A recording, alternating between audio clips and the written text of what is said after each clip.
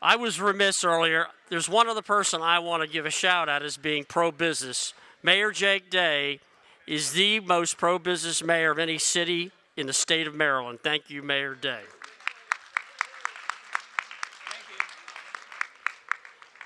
Great panel we have right now. It's an honor to have both these gentlemen with us. David Pierce, the director at NASA Wallops, an unbelievable asset to Delmarva. If you ever have a chance to take a tour there when they open back up again, it is no longer the hidden gem. It is a real diamond. He's going to talk to us about what's happening at NASA Wallops. And that sneaky little airport up in Delaware that I keep telling people we have to keep our eye on. Bob Bryant's with us, the airport manager from Delaware Coastal Airport, and he's going to open our eyes about what's happening up there. So, gentlemen. Thank you very much. Good morning, everyone. It's my pleasure to be here. I'm Dave Pierce. Thank you very much, Bill, and the Chamber for inviting us to be here. It's a real honor to be in our community. Wallops is about being in our community on Delmarva to both grow the economy as well as help develop that next generation of scientists and engineers, business people who want to have long, fulfilling careers at Wallops. Wallops is transforming itself as we go over the last 10 years, and now the table's really been set for strong economic growth, and we're part of the community, and we want to bring the community along with us and to be a part of that community. Next slide, please.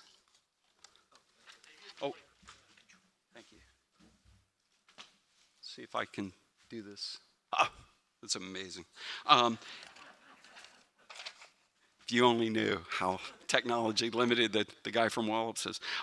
NASA's sole mission, of course, is focused on supporting NASA's science, exploration, and aeronautics from Wallops. So we're in our 76th year, and so we're really proud of our day job. But we're also providing assured access to space, not just for NASA. Now we are providing it to the Department of Defense and also commercial space. Over the next 10 years, most of the launches that will occur in the United States are going to be commercial launches. It's projected to be about 80% of the launches in the future. We want to be a part of that. We represent an economic engine on Delmarva of $1.4 billion a year. We support 2,000 jobs at the complex, and it's about 6,000 jobs indirectly in the economy, not to mention the tourism value of folks coming to Wallops in the area to see launches. So it's really exciting what's going on. We like to say that Wallops is a unique national asset. Why do we say that? We are one of only 4 orbital launch complexes in the United States: Alaska, California, Florida, and Wallops. We are a multi-agency, so it's NASA, Navy, NOAA, the Coast Guard. We are home to the Air Force. The Marines are there today, the Navy, and we work with the Army from Aberdeen and other places throughout the country to advance technologies that are needed as a test facility to enable the warfighter, and we're very proud of that. We are also grateful for our partnership in the community. I'll tell you a little bit more about that in just a second. Our major programs from NASA represent about $300 million a year, and our reimbursable work for our external customers in DOD and commercial space represent a growth between $50 and $100 million a year. And in spite of the pandemic, our employees successfully launched 27 missions during 2021, and 2022 will be a record year. We'll exceed that. We're quick response, access to space, responsive space to our customers is a high value statement for Wallops. That's what we bring to the table, is that we can very quickly get someone launched where they might be delayed going to another launch site because of the launch manifest. We can get them in, get them launched quickly. And not just at Wallops, but globally. We just launched a rocket from Norway the other day. And so between the North Pole and the South Pole, we're everywhere the science drives us. And that's what we're known for in NASA. Our 5-year strategy is to develop new and improved capabilities for our suborbital carriers to advance innovation, lower the risk of that new technology being put into a bigger spacecraft. We test it out first at Wallops. We also train the nation's graduate students. Most PhDs, when they're undergraduate or graduate students, they're doing research at Wallops first. Most of the Nobel Prize winners in science we see today were at Wallops in the 70s and 80s as students. It's really exciting. We want to enable the launch range of the future. The Space Force, as you know, as it was stood up, is developing policies through the National Space Policy on launch ranges of the future. They want more automation. Wallops is out in front developing an autonomous flight termination software that takes humans out of the loop so you can lower the cost and launch more rockets from Wallops on an annual basis. And we're actually developing that software. We're transferring it to private industry. There's about 15 launch companies that are taking possession of that software in the next couple weeks. And this is going to enable an entire line of what we call nano launch, small launch vehicles that will want to come to Wallops, and along the way they'll bring new employees to support them. We also want to support an increased orbital launch model, and I'll show you a little bit about that in just a second, not just to enable NASA, but those commercial launches I mentioned, but also Department of Defense missions.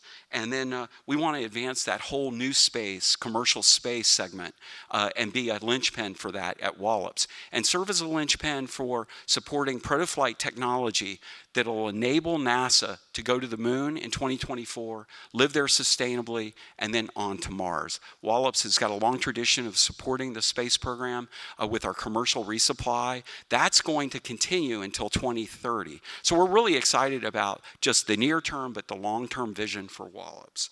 And then undergirding all of it is promoting private sector partnerships. We really are pushing partnerships with private companies, with the public sector. We work really closely with the Commonwealth of Virginia. We were so proud to have Governor Hogan, thanks to Bill Chambers and Mike Dunn and Jeff Merritt, bringing the governor down to Wallops over the summer to show him everything that we're doing, and it just was so impressive to be able to show in context what we're doing for state of Maryland. About half of our employees live in the state of Maryland, and we want to grow those relationships, but we want a highly skilled local workforce, and that's why we created partnership agreements with the University of Maryland Eastern Shore, with Eastern Shore Community College, working closely with Warwick, working closely with our high schools and our STEM high schools, because we want to attract that employee base. And then as part of that, not just launch space, but also airfield and aeronautics. We've been developing our launch complex. About $50 million is planned for a new bridge at Wallops. We just completed a $25 million beach replenishment activity this in the middle of 2021, and that'll continue. And building new facilities, new space tech facilities to support this increased launch rate. We supported the National Reconnaissance Office as an example of the second time we've supported the Space Force at Wallops, and we look to continue to do national security launches now from Wallops. That'll increase our flight rate. We're also, this is a video I wanted to show you so you didn't die by PowerPoint.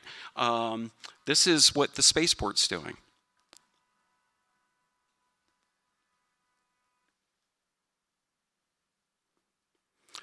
So I talked about Rocket Lab.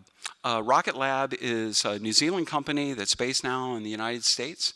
We're really excited. We're in the first quarter of the next year, we're going to launch the very first Rocket Lab launch from Wallops. This is going to be enabled by that autonomous flight termination software that I mentioned a minute ago. We're also advancing our support for UAS capabilities. Let me go back one. So what else are we looking forward to? Rocket Lab announced that they're going to build a new medium-class launch vehicle. It's called Neutron, and they have picked Wallops to be the place where they're going to build that launch vehicle. It's going to, I think, enable about 250 to 300 really good paying jobs on Delmarva. And we anticipate that it'll be ready to test launch somewhere in the 2024 timeframe. They have a business model of not just launching that Electron launch vehicle 12 times a year, but Neutron 12 times a year. This is exciting times in terms of orbital launch with the commercial sector at Wallops. And so here's a projection of what our launch rate looks like. We launched 27 missions in 2021. Those were sounding rockets, balloons, and then orbital launch, 2 or 3 of those. We anticipate that by 2030, you'll see an inflection point somewhere around 2025. That lines up with what the Space Force is seeing. And then from there, we anticipate a launch rate of somewhere between 25 and 30 orbital launches by 2030, combined with our suborbital missions. So the future looks bright for Wallops in that respect. And again, we are so proud of our partnerships with Salisbury, Eastern Shore Community College, UMES, and we look to grow those relationships. We've got another record year previewed for 2022. So we look forward to having you when it's safe to do so. Hopefully in the new year, we can open up the facility again for tours and visitors for our launches. So thank you very much. Well, good morning, everybody. I want to thank Bill for inviting me as a speaker this morning. It's nice returning back and seeing some familiar faces, meeting new faces today. I want to give you a quick little PowerPoint presentation on the Delaware Coastal Airport. I'm a very visual type of speaker. So Bill gave me 10 minutes. I've got 14 slides to run through. We'll get through these with no problem. There we are. Okay. Delaware Coastal Airport. Yes, we're that little airport across the state line, the only airport in Sussex County. Roughly the geographic size of Wicomico, Worcester County combined, maybe even a little bit of Somerset, with only one airport. Anybody who owns an aircraft, may own property along the beach line, wants to come out to the summer and visit, will land their aircraft at this airport, and not unlike the Salisbury Airport, have to overfly Salisbury to touch down at the Ocean City Airport because there simply is no airport in Rehoboth. We are the only facility in Sussex County. Sure, we've got runways also, just like any other airport. We've got a fixed base operator that provides ground services to all the aircraft that operate at that airport. Maintenance, repair, overhaul, we've got it at that airport also. Maintenance, repair, overhaul for privately owned single-engine aircraft, some lighter twin-engine aircraft. We also have, as Bill Pfaff has alluded to, we have a loft at the airport also. And again, what's interesting about the Delaware Coastal Airport is in the state of Delaware, there's only 4 public use airports. 2 of those are very small, single engine or single runway airports, runways maybe 3,000 feet. The airport up in Wilmington, Newcastle County Airport, is landlocked, and the way that their runways are laid out in a triangular configuration, there's really no access to the inside of the airfield. 2 weeks ago, Bill Pfaff and I hosted Governor John Carney on a tour of the airport, not only showing him what the complex already has in relationship to tenants and employment opportunities at our airport, but what the future can also provide for the state of Delaware should the state choose to pursue aviation and aerospace economic development. It's quite possible that the only facility in Delaware that could accommodate that type of economic development might very well be at this airport. A couple of other little tidbits about the airport. We've got 67 based aircraft. These include everything from privately owned single-engine aircraft that are used solely for recreational purposes, right up to corporate jets. We've got a surprisingly number of names on a T-hangar waiting list. 51 individuals are hoping that Sussex County will build more hangars to be able to accommodate their aircraft. Easier said than done. I mean, I've already heard people say, if money were available, you could do whatever you want with it. Well, sometimes money is an obstacle, especially if you don't have it. And about 43,000 aircraft operations a year. Just recently, talking about some new private investment that's occurred at the airport, and that's what's really going to drive some of our future development at the Delaware Coastal Airport is going to be private investment. Shell Aviation, a division of Shell Brothers, the big building contractor up in Sussex County, Delaware, just completed construction of a 32,000 square foot hangar. Interestingly, this project was supposed to be completed in June of this year due to supply and inventory material delays.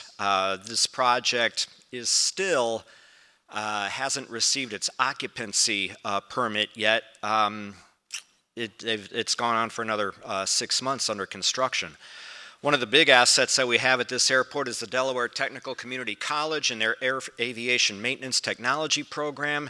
This is a school that kicks out FAA-licensed A&P mechanics that are hired by companies such as ALOFT.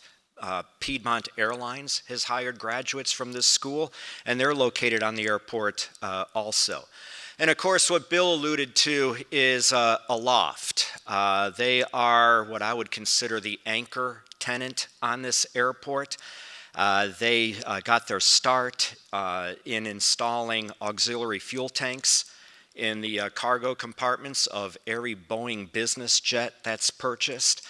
ALOFT, in addition to auxiliary fuel tanks, also provides maintenance and modifications not only to the Boeing business jet, but they're also expanding maintenance and operations into airline aircraft in addition.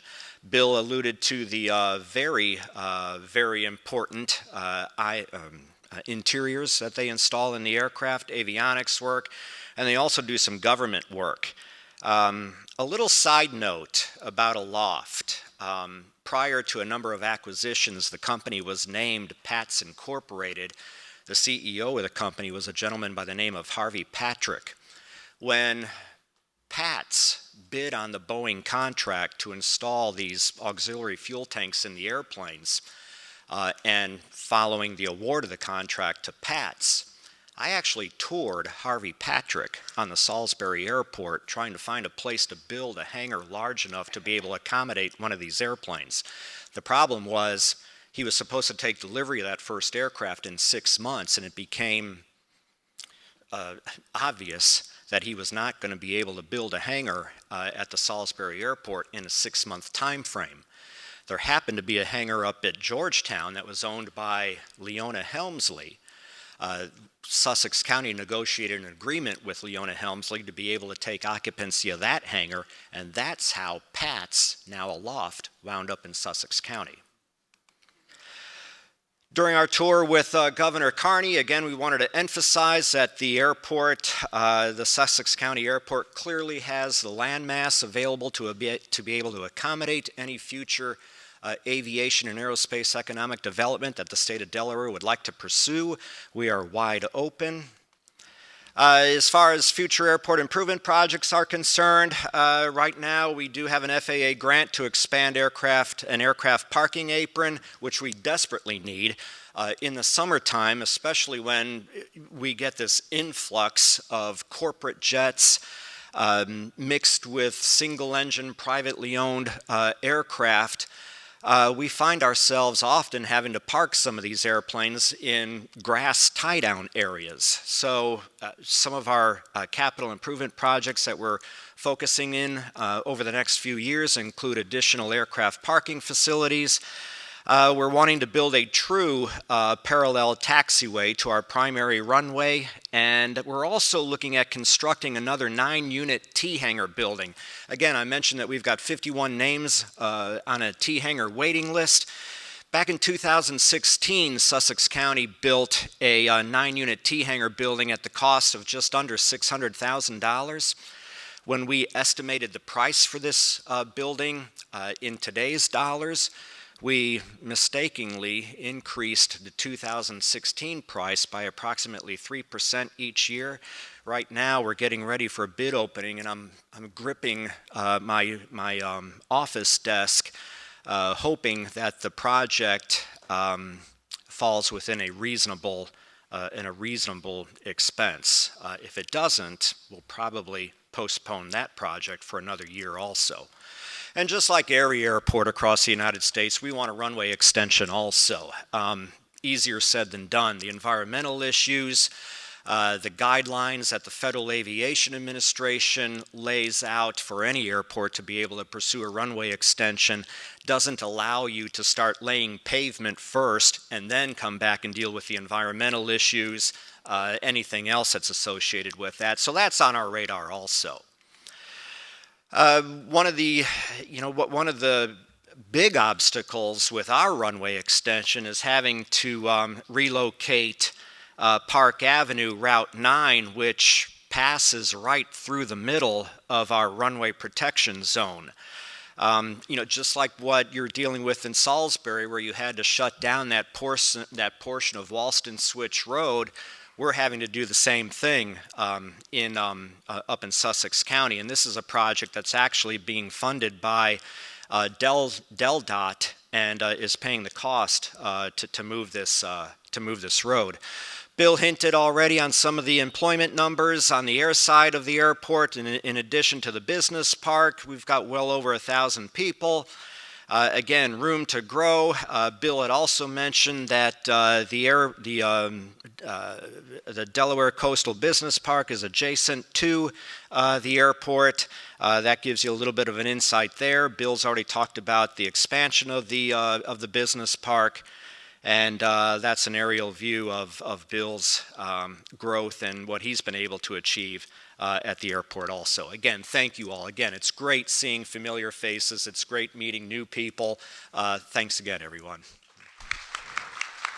We've got time for a couple quick questions. Raise your hand. I'll come give you the mic. Well, I'll ask you one, Bob, that you either won't answer or you'll tell me you can't answer.